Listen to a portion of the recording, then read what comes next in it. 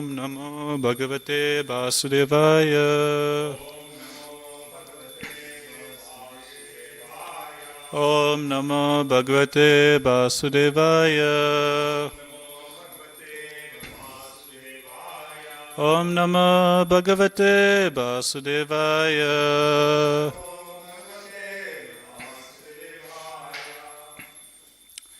Reading from Srimad Bhagavatam, Canto number 4, chapter number 22, titled Prithu Maharaja's Meeting with the Kumaras. Text number 63.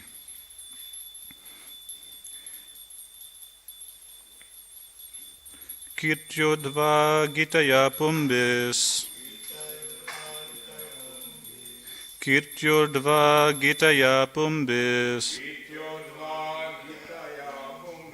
Trilokye tatra tatraha. Trilokye tatra tatraha. Pravistakarna randresu. Pravistakarna randresu. Strinam Rama satamiva.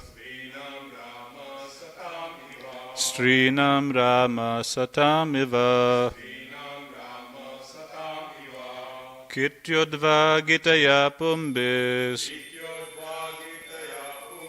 Trilokye tatra tatraha. Pravistakarna randresu. Strinam Rama satamiva. Kirtyodva Gitaya Pumbis. Trilokye tatra tatraha.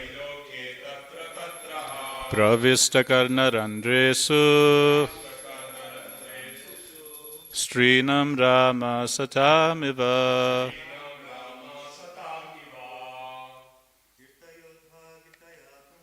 Kirtyodva Gitaya Pumbis. Trilokye tatra tatraha. Pravistakarna randresu. Strinam Rama satamiva.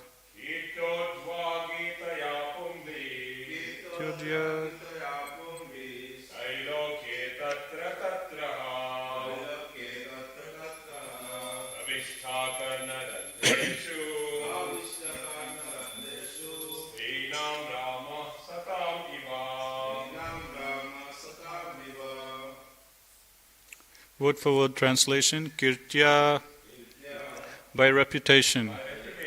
Udvagitaya, by loud declaration. Pumbihi, by the general public.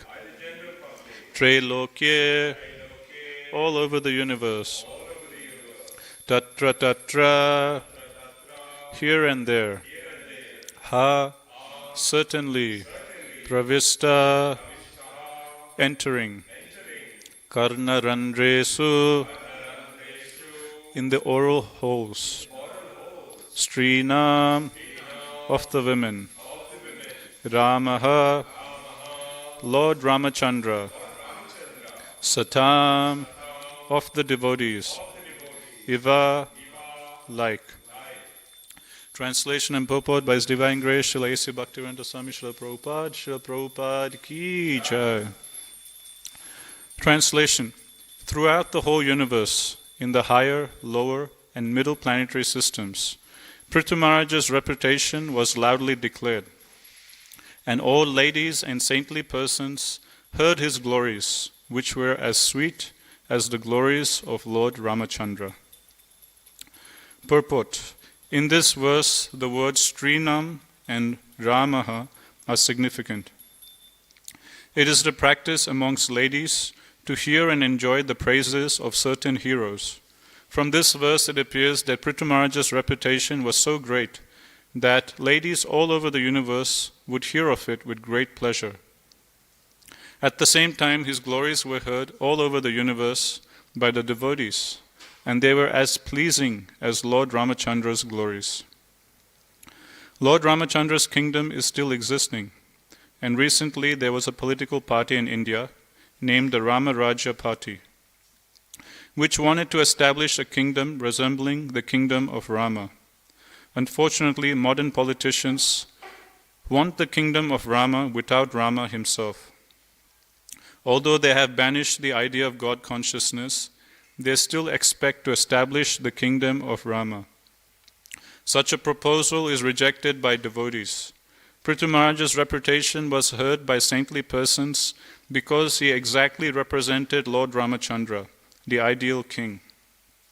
Thus end the Bhaktivedanta purports of the 4th canto, 22nd chapter of Srimad Bhagavatam, entitled Prithu Maharaj's Meeting with the Four Kumaras. Om Ajnana Timirandasya Jnananjana Salakaya Chaksul Manitam Yena Tasmai Shri Guruve Namaha. Jai Shri Krishna Chaitanya Prabhu Nityananda Shri Advaita Gadadhara Shivasadi Gaura Bhaktarinda.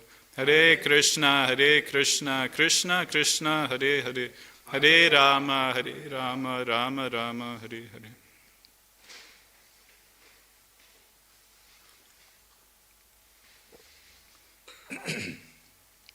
Hare Krishna.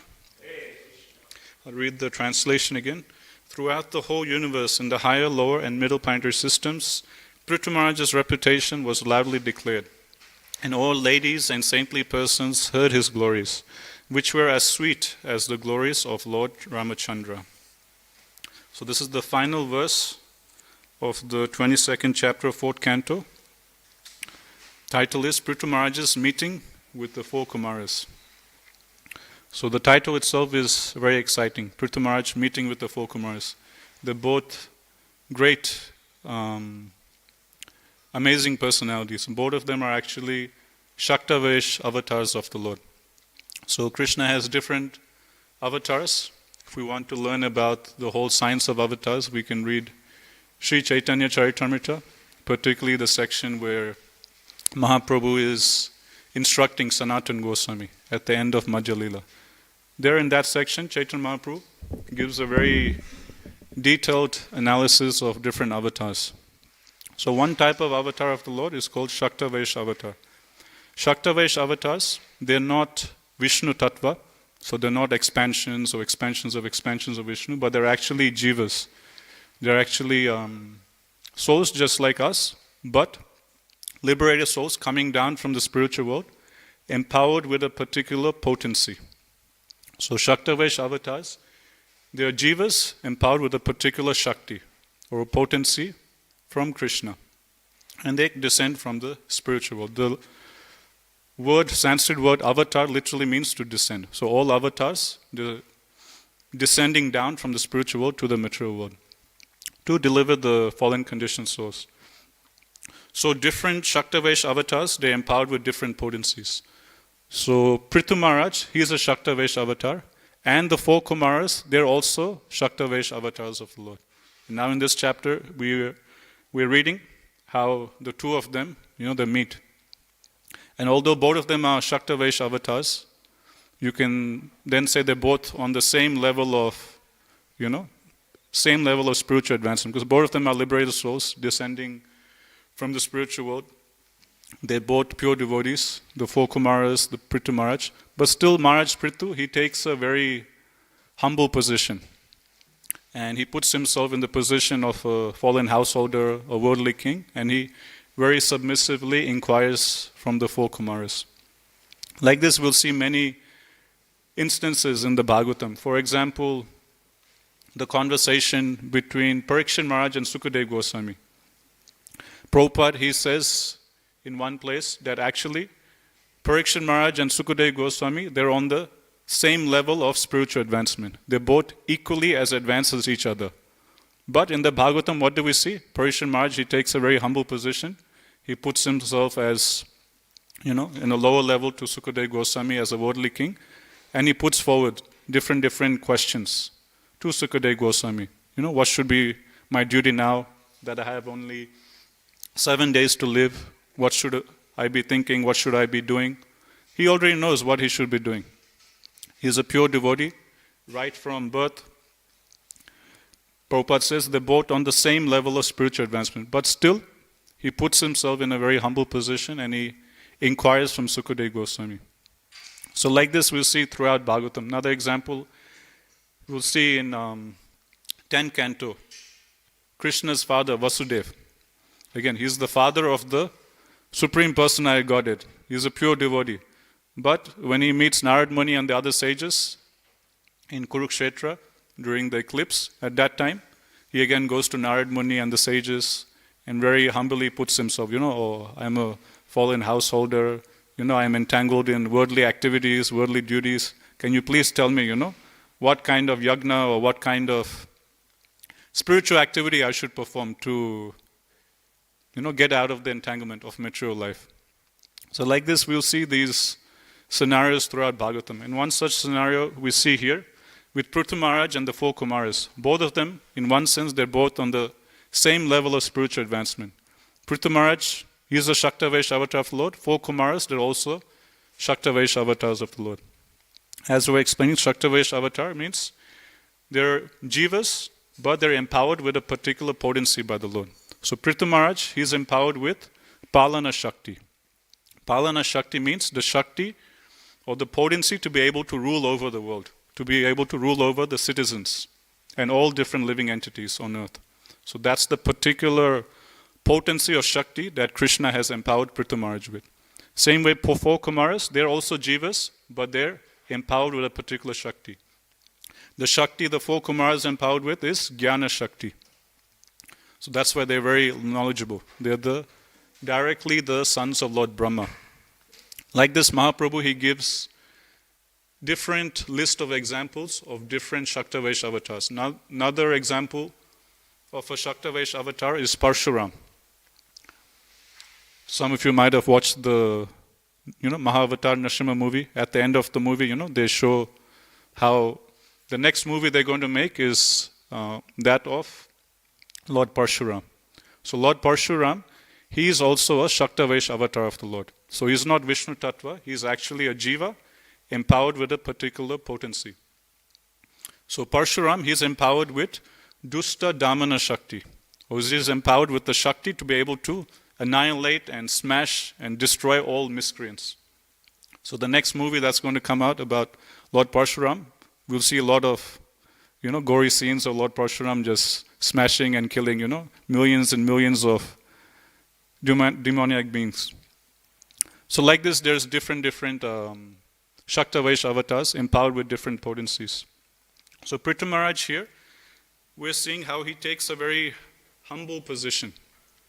And although he already knows everything, he knows Bhakti is the ultimate goal of life, he already knows the philosophy, knows the Shastras, still to set a ideal example, for his citizens of how one should welcome a sadhu, how one should receive saintly persons, how one should inquire from them, how one should serve them. To set an ideal example for his citizens, he puts himself in a very humble position.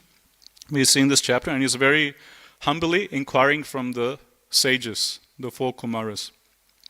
The four Kumaras, by age, they're senior to Prithu Maharaj. The four Kumaras, Prabhupada says, they're the oldest living entities. They were born right at the start of creation.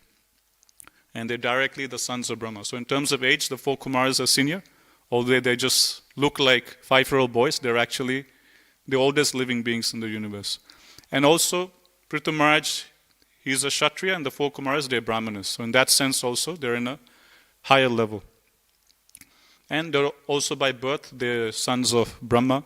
So based on these factors, they're much senior to Prithu Maharaj. So he follows the etiquette and he properly receives them, takes knowledge from them. And one might think, that when these great personalities who are already pure devotees, who already know everything, and when they ask questions to another sadhu, sometimes it seems that the questions are redundant, right? Like, this guy already knows everything, he's a pure devotee. Then what's the point of asking these questions? Is it just a waste of time?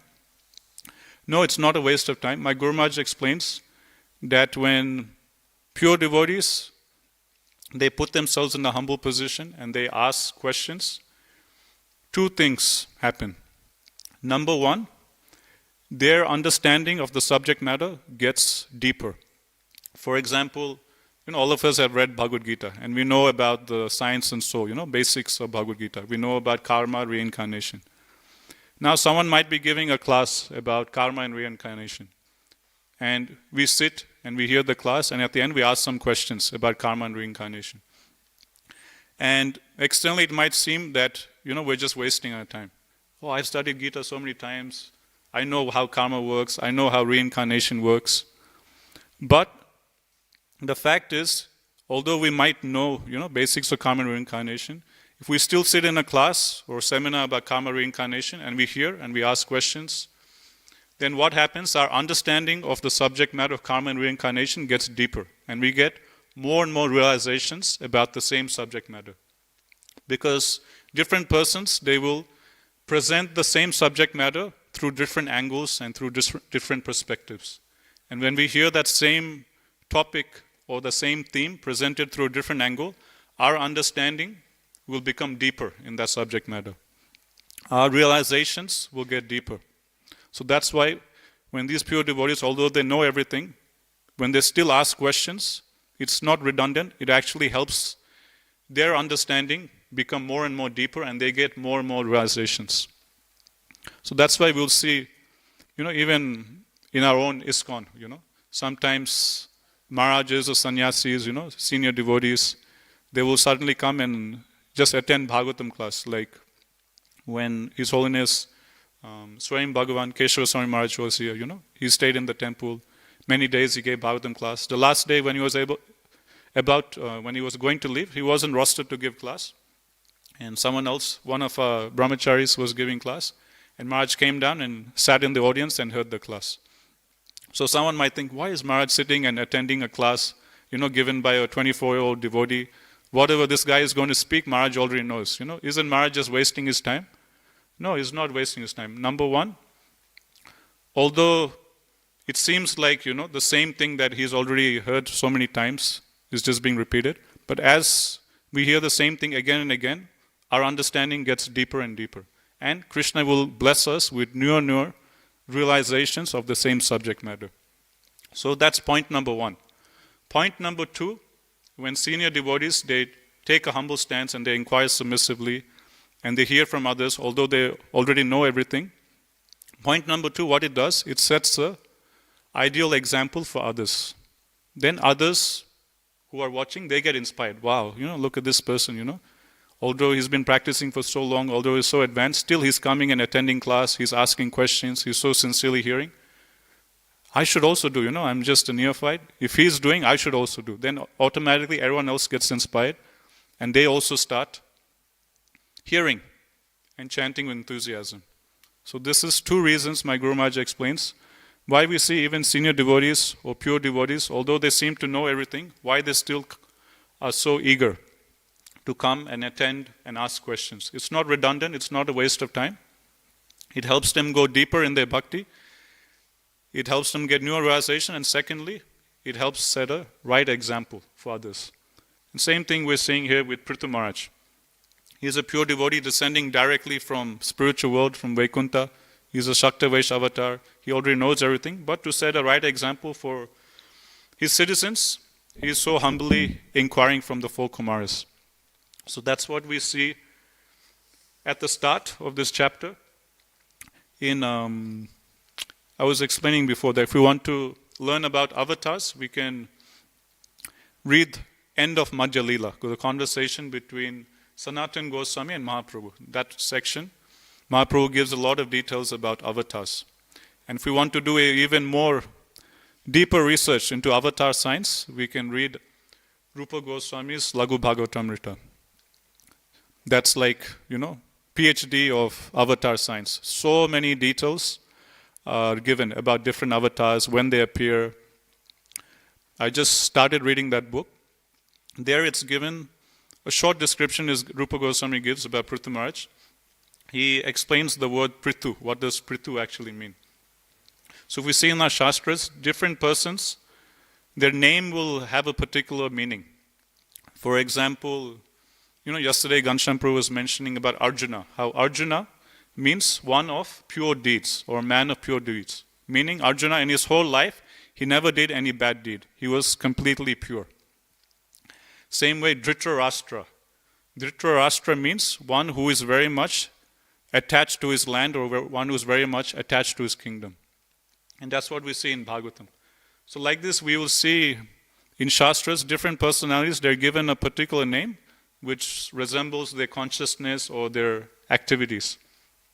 Same way we have Hiranyakashipu. Hiranyakashipu means, Hiranya means gold, and Kashipu means soft bed. So Hiranyakashipu means that guy who was very much attached to gold and soft bed. So like this, it's funny how in the Shastra, all these personalities, both good and bad, positive and negative, they'll be given a name which, matches their character or activities. So same way, Rupa Goswami explains in Laghu Bhagavatamrita that the literal Sanskrit word Prithu means broad, or wide or broad. And what does that have to do with Prithu Maharaj? Rupa Goswami explains that if we go back a few chapters, how was Prithu Maharaj, how did he appear? The sages, they churned the body of King Vena, right? So Rupa Goswami explains that actually Prithu Maharaj, he came from the broad right arm of King Vena. So because he came from the broad right arm of King Vena, that name is there, Prithu. Another angle Rupa Goswami gives is one word for the earth is Prithvi. So we might have heard this word, Prithvi. Prithvi means Mother Earth. And Prithu Maharaj, what is he famous for? For ruling planet Earth so nicely, for taking care of planet Earth. When planet Earth was refusing to give grains, minerals, when planet Earth was refusing to feed all the citizens, that time Prithu Maharaj, using his potency, he made planet Earth, profusely give herself, give her, assets to the citizens and take care of the citizens.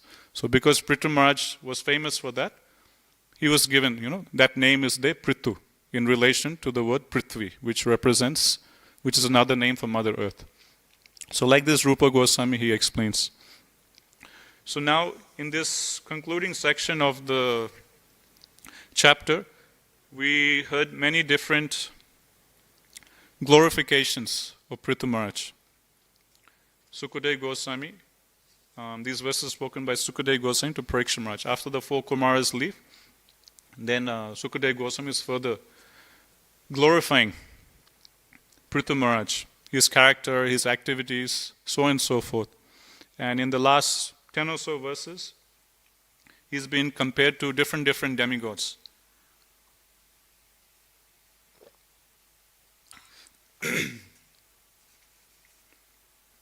There's this famous verse, Yasyasti Bhaktir Bhagavate Kinchana Sarve Gunas Tatra Samasate Suraha. That if one is a devotee of the Lord, if one is engaged in serving Krishna with his full heart, purely, then as a result of that, all the good qualities of the demigods will start manifesting in that person. So a practical example of that, we're seeing here Prithu Maharaj.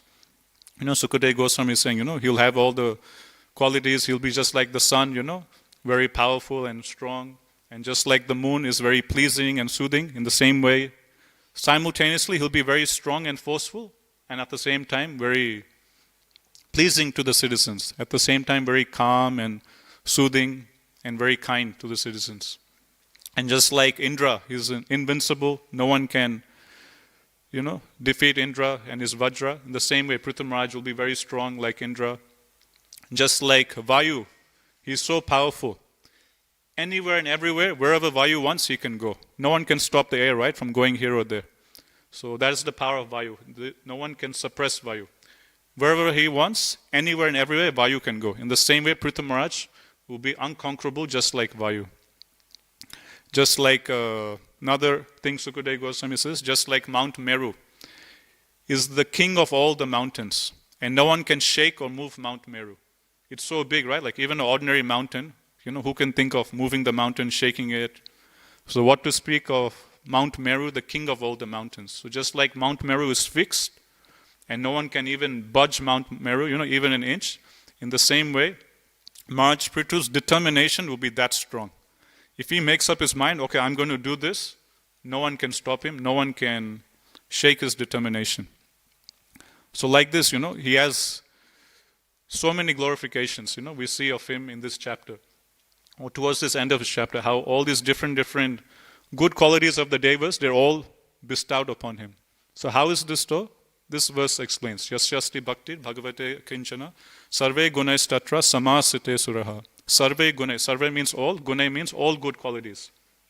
Samasate suraha. Sura means the devatas or the demigods. So all the good qualities of devas, they get bestowed upon a pure devotee of the Lord.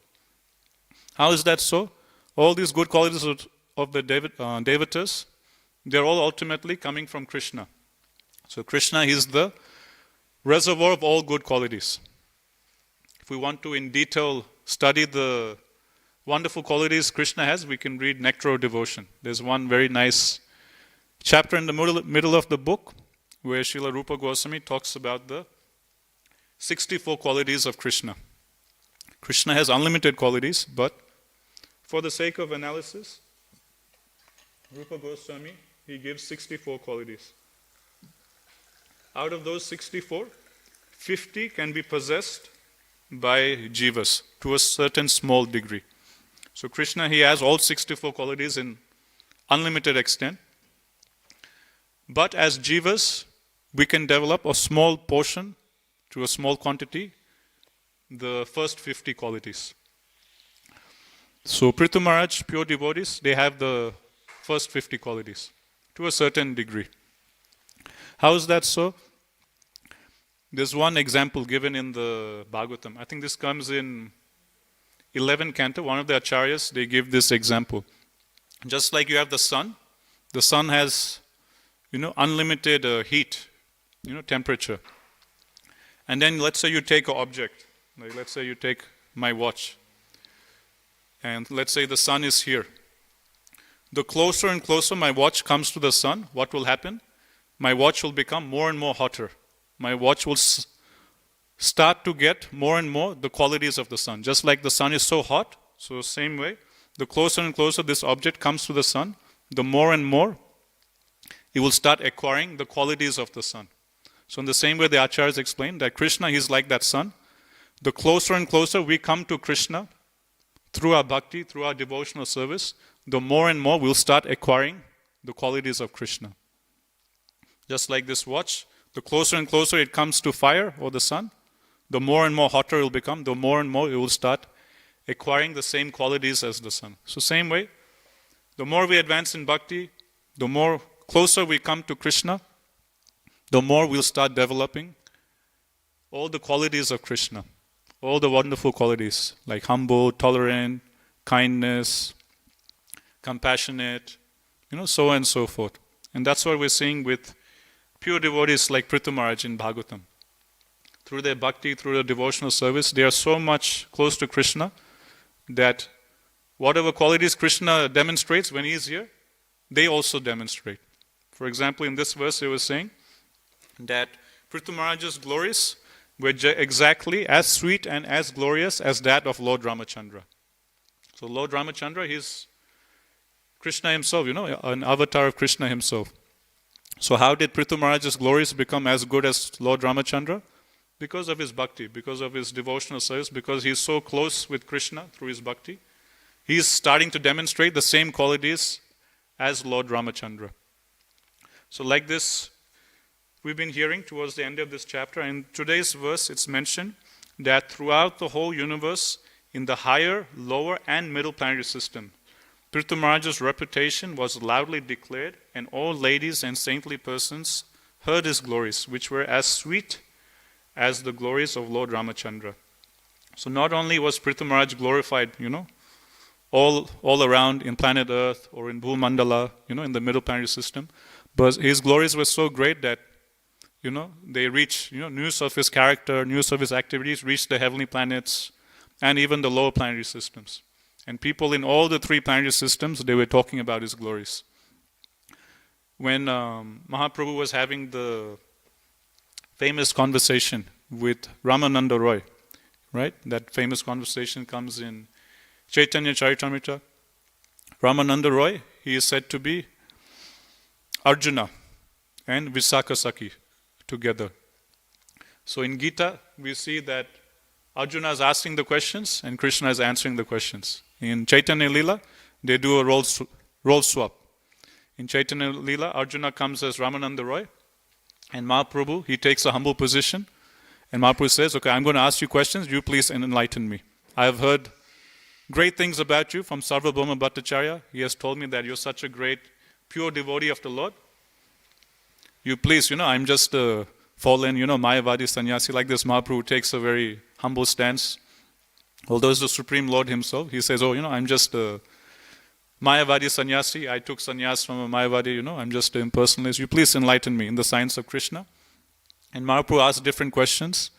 And Ramananda Roy, upon the insistence of Mahaprabhu, he answers all the questions of Mahaprabhu. So one of the questions Mahaprabhu asks is, out of all the persons, who is the most famous person in the world? And the answer Ramananda Roy gives, that a pure devotee of the Lord, he is the most famous person in the world. And that's what we're seeing here in today's verse. That Maharaj Prithu, as a pure devotee, his glories, his fame, were sung and chanted in all the three planetary systems. Kitchodva Gitaya Pumbis Tre Loke Tatra Tatraha. So they were loudly chanted in the three planetary systems. Same thing we sing in Guru Puja. What's the last line of Guru Puja? Yes, Ebe Jas Gusuk Tribhuvana, which means that, Srila Prabhupada, your glories are sung in all the three planetary systems. So the spiritual master's glories, like our Srila Prabhupada, is sung in all the three planetary systems. All the persons in the lower planetary systems, they're all talking about Prabhupada's glories.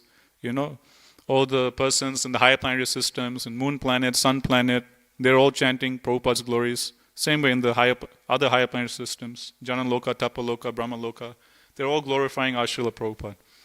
So that is the power of a pure devotee of the Lord, that his glories goes to every nook and corner of the universe. One time, there was a kirtan happening, and Srila Prabhupada was there. And as devotees are, I think this is either in LA or London, this happens. As devotees are doing this nice kirtan, Prabhupada, they notice Prabhupada starts laughing. And devotees are wondering, why is Prabhupada suddenly starting to laugh? So one of the devotees, they come up to Prabhupada and ask Prabhupada, why are you laughing?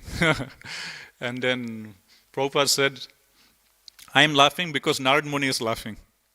And then devotees were shocked. Prabhupada, Narad Muni is here? Narad Muni came. And then Prabhupada tells the devotees, yes, Narad Muni is here. He is present and he is laughing. And seeing him laughing, I am also laughing. And then devotees ask Prabhupada, why is Narad Muni laughing? And then Prabhupada tells the devotees, Narad Muni is laughing, seeing all these fallen lechas and chandalas singing and dancing in Hari Kirtan. Seeing all of you guys singing and dancing, Narad Muni is laughing, thinking, how great is the mercy of my Lord. All these mechas and yavanas, they're now singing and dancing your glories. So Narad Muni in ecstasy is laughing, seeing all of you guys sing and dance. Like that Prabhupada told the devotees. So this is the greatness of Prabhupada. That Narad Muni, he himself comes and witnesses, the kirtans Prabhupada's devotees are doing. So Narad Muni, he comes and he witnesses, all the glorious preaching activities that Srila Prabhupada has done. And what does Narad Muni do? He travels all over the universe. So after watching this, what would Narad Muni done? He would have gone to Gandharva Loka, Brahma Loka, Tapa Loka, or Sutala Loka. And what would he do? He would tell, the people of Gandharva Loka, what I saw? I was in planet Earth, and there's this amazing devotee, Senapati Bhakta of Chaitanya Mahaprabhu. He has now spread the holy name throughout, the whole planet Earth. In every nook and corner, in every city, and all these chandalas and yavanas, who are simply being in Maya, doing the most sinful activities. He has converted them into pure devotees. He's making them sing and dance. So like this Narad Muni, he must have, traveled throughout the whole universe, singing Prabhupada's glories. So in this way, throughout the three planetary systems, Prabhupada's glories are sung. So this is the potency of a pure devotee of the Lord. His name and fame is spread throughout the 3 planetary systems. Generally, if someone does something great, the news at best will reach, just around planet Earth, but it won't go to other planetary systems or other planets. And point number 2, how long do their glories last? Just as long as they're living or present, then it's just another name that everyone forgets. Maybe it'll be in some history book, but again, that history book, after 100 years, 1,000 years, 2,000 years, their name will be forgotten. No one will remember them. But a pure devotee, his name and fame is so great that in terms of, let's say, magnitude of how far that name and fame reaches, that name and fame reaches to every nook and corner of the universe. And secondly, in terms of magnitude of the time scale of how long his name and fame will be glorified, it's given eternally. Their name and fame will be glorified. Just like with Prahlad Maharaj. His pastime happened millions and billions and billions of years ago. And even now we're hearing about his glories. Right? Which Manvantara did Lord Nrsimhadev come in? He came in the previous Manvantara. So currently we're in the reign of the 7th Manu, Vaivasvata Manu. The previous Manu was Chaksusa Manu. So in the previous Manvantara, Lord Nrsimhadev came. So that was many billions, millions and billions of years ago. But even now, Prahlad Maharaj's glories are being sung in every nook and corner of the universe. So both in terms of space, a pure devotee's glories are sung in every nook and corner of the universe. If you talk about, in terms of space. And both in terms of time. It's not that a pure devotee's glories are sung, just for 1,000 years, 2,000 years, 5,000 years. No. Eternally, for millions and billions and billions of years, a pure devotee's glories are sung. Therefore, Ramananda Roy says, out of all famous persons, one who is a pure devotee of the Lord, he is the most famous. Because his glories will be sung in all the 3 planetary systems, and his glories, his name and fame will last for millions and billions and billions and billions of years. So such a pure devotee is Maharaj Prithu. So much so that all these ladies in different planetary systems, all these sages, we're hearing today's verse, they were singing his glories. And as they were singing and chanting and hearing his glories, they were feeling the same pleasure as they would get when they were chanting Lord Ramachandra's glories. So Prabhupada, he explains that pure devotees, because they carry Krishna in their heart, they become just like Krishna, just like Prabhupada gives the example of an iron rod. If you take an iron rod, put it in fire, it will start to act just like fire. So in the same way, Prabhupada says, just like Krishna's pastimes are very sweet, the pastimes of Krishna's pure devotees, they're also equally as sweet. So that's why in Bhagavatam we get both. We get both the pastimes of Krishna and his avatars, and we also get the pastimes of his pure devotees. And we relish both of them equally. Second thing Prabhupada is mentioning in today's purport is, I'll just read. Lord Ramachandra's kingdom is still existing, and recently there was a political party in India named the Rama Rajya Party, which wanted to establish a kingdom resembling the kingdom of Rama. Unfortunately, modern politicians want the kingdom of Rama without Rama himself. Although they have banished the idea of God consciousness, they still expect to establish the kingdom of Rama. Such a proposal is rejected by devotees. Actually, if we study Prabhupada's purports in Bhagavatam, there is so many purports Prabhupada gives of how an ideal government should conduct itself. Like whenever there is any pastime of some great king, like Maharaj Yudhishthira, Maharaj Parikshit, Prithu Maharaj, Svāyambhuva Manu, so on and so forth. Whenever any pastime comes of some great king, like King Gaia, ruling the kingdom very nicely, ruling planet Earth very nicely, if you read and study those purports in that section, Prabhupada will give so many details of how an ideal government should rule. And how, our modern governments, where they're failing. I won't discuss too much on this, but I'll mention one simple point. Prabhupada, he mentions in this chapter, in one of the purports, of how ideal government should lead. Prabhupada says two things. If you do, the government will work. Can be any government. If they just follow these two principles, it will work. Number one, Prabhupada says, it's there in one of the purports in this chapter. Number one, Prabhupada says, all the ministers who are there in an official post in the government, they should be trained in the Shastra. They should be trained in the Shastras, the Vedic scriptures. They should know what the Shastras say, what Krishna wants. That is point number one. That anyone who's sitting in any kind of governmental post, he should be trained in the Shastras. Second thing Prabhupada says, those who are in the governmental post, they should take guidance from a panel of Brahmanas. Prabhupada says if you do these two things, there will be peace, the government will be successful. And Prabhupada says the reason why all these governments, all around the world today, they're failing, they're having so many problems, so many backlashes, from the citizens, so many protests, endless. If we just turn on the TV, watch the news, every day is just negative news.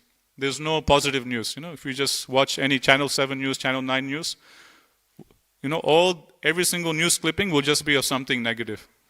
Then after watching 20 minutes of just one negative news after another, then they'll show some sports scores, cricket score was this, rugby score was this. Then they will show the weather at the end. Okay, tomorrow it'll be a nice sunny day. And then that's the end of the news, Every day, same thing, You just turn on any news channel, it'll just be one negative news after another. The only positive thing will come at the end. Okay, they'll share some sports scores or, and then show the weather, and then that's it. That's the half an hour news for the day.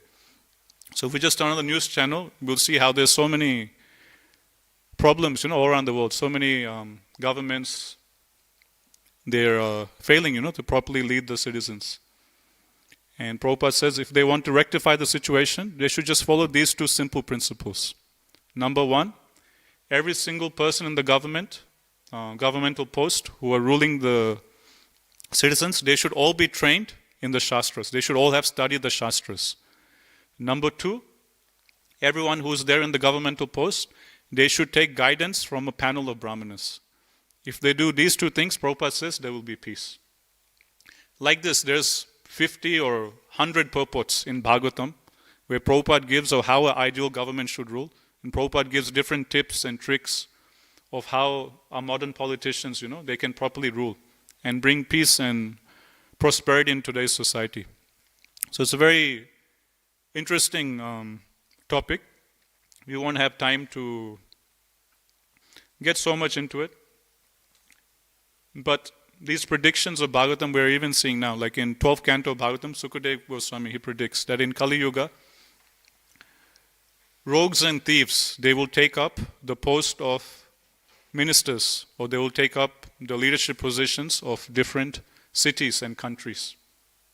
And they will harass the citizens so much with more and more taxation and looting the money of the citizens that the time will come, Sukadeva Goswami explains, that the citizens will become so fed up, they will just run away from the city. They will just run away from the city and just go to the forest. 100 years ago, it said that most people, they used to be in the farms, working and doing simple living, high thinking, just living a simple life in the farms. Then at the turn of the century, with the Industrial Revolution, so on and so forth, then there was a big shift. Then everyone started migrating from the farms to the cities. And now we're seeing, like 95% of the population, they're in the cities, only 5% or less, they're there working in the farms. Previously, 100 years ago, it was the opposite. Most people, they were working in the farm. Small section of the population, they were working in the cities. But Sukadeva Goswami explains, in the future, things will get so bad, the leaders of society, they will become so corrupt, and they will harass the citizens so much with heavy taxation, just simply looting the money of the citizens, not giving anything in return, that citizens will become so fed up, they will leave the city and again go back, back to the bush, back to the forest to hide, and run away from these leaders actually. So the only solution Prabhupada explains is this Krishna consciousness movement.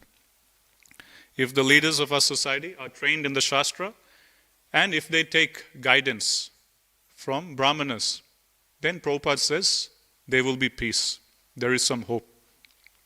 Otherwise, Prabhupada says, as we're seeing nowadays, there will be so many problems. Like we're seeing all around the world. I don't have to say, you just turn on the news, you'll see this is happening in that country, this is happening in that country. Citizens are protesting there, pulling down the prime minister in this country, this war is in war with another country. So many, and all this is predicted in Bhagavatam. Another thing Prabhupada says in this chapter is that the government or the ruler, he is supposed to be the representative of the Supreme Personality of Godhead.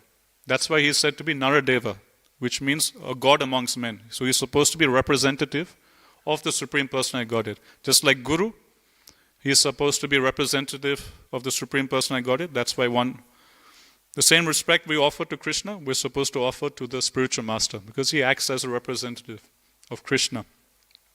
So ideal king or government, they're supposed to be like that. They're supposed to be also a representative of Krishna.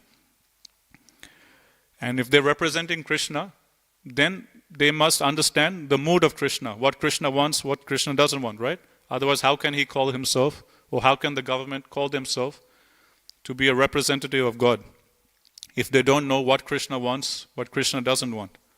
That's why Prabhupada says, anyone who is in any kind of governmental post, he should study the Shastras. Because the Shastras teach what is it Krishna wants, what is it Krishna doesn't want.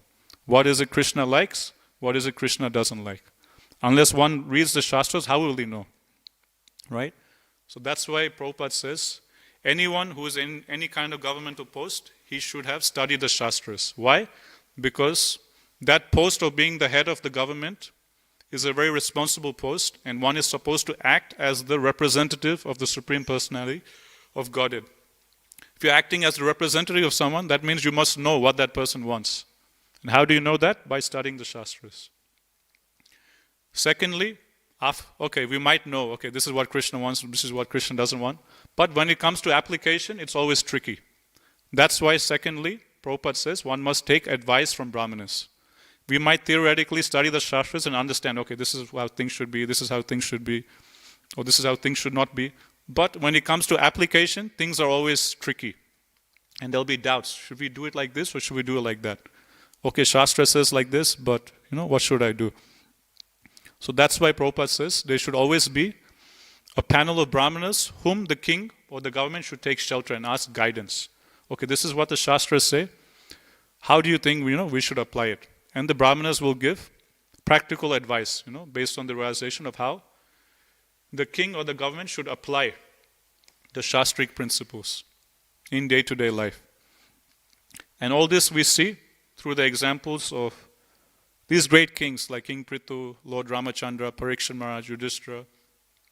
And Prabhupada, he mentions in his purports to Bhagavatam that if our modern day politicians, governments, if they want to bring back, the kingdom of Lord Ramachandra, they should, to have peace and prosperity in the world, they should study the lives of these great kings, these great Raja Rishis. Raja Rishis means externally the king, but internally they're like rishis, they're like saintly persons. So it's like a saintly person taking upon the post of a king.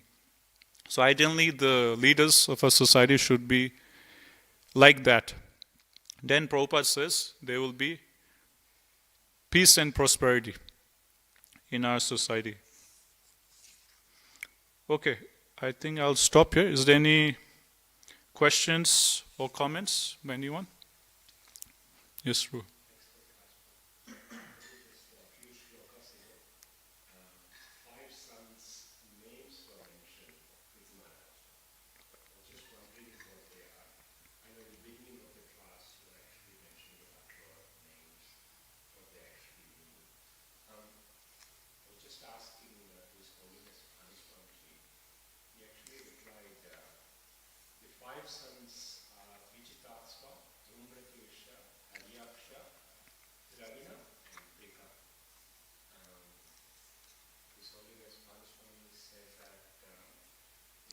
Shva means conquered horse. Dhumrakesha means smoky hair. Haryaksha means eye of the Lord. Dravina means power. And Vriksha means wood. Thank you for sharing. Anyone else has it? Yes, Ru.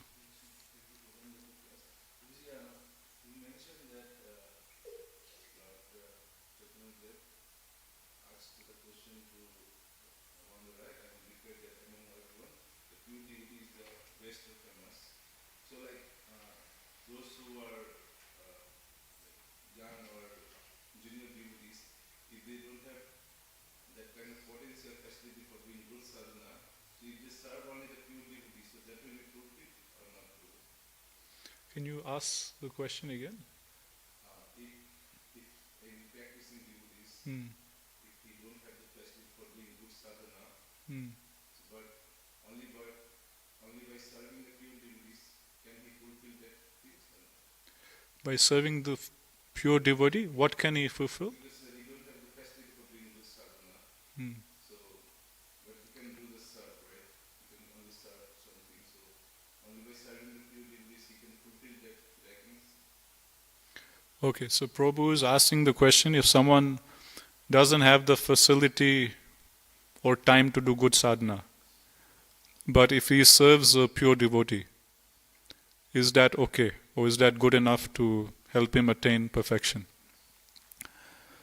Part of serving a pure devotee is following the instructions.